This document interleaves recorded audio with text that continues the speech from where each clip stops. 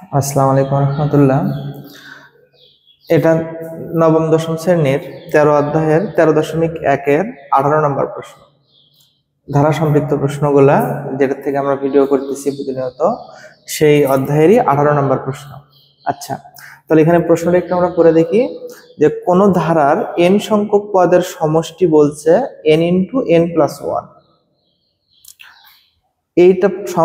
এই সংখ্যক পদের সমষ্টিতে বলা আছে ধারাটির 10টি পদের সমষ্টি কত, এটা বলছে। তাহলে আমরা এইটুকুর কাজটা আগে এখান থেকে করে নেব, যেটা দেওয়া আছে সেটা লিখে নেব যে কি দেওয়া আছে n সংখ্যক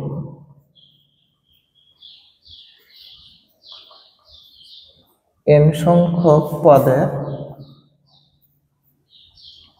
সমষ্টি n × n+1। এই তো আমি এই জায়গাটা কই থেকে লিখলাম, প্রশ্ন থেকে n সংখ্যক পদের সমষ্টি যেটা দেওয়া আছে সেটা লিখছি। আচ্ছা, তাহলে দেখি তো এখানে এটা কি করা যায়।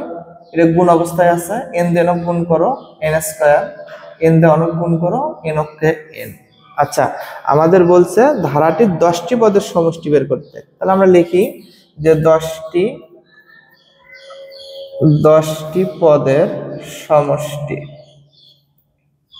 আচ্ছা, যেহেতু আমরা সমষ্টির একটা মান পাইছি যে কি n² + n, তাহলে দেখো এখানে এই 10টি পদের যেহেতু সমষ্টি, তাহলে এখানে n এর মানটা হবে 10। যদি বলতো প্রশ্ন অন্যভাবে যদি আসে যে 20টি পদের, তাহলে n এর মান বসাবা 20। 15 থাকলে n এর মান ওই 15ই হবে। তাহলে এখানে আমরা n এর মান কত বসাবো? 10।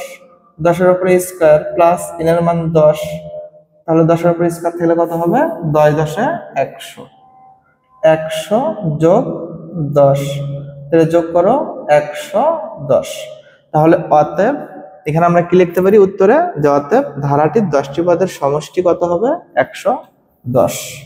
এই তো এটা आंसर।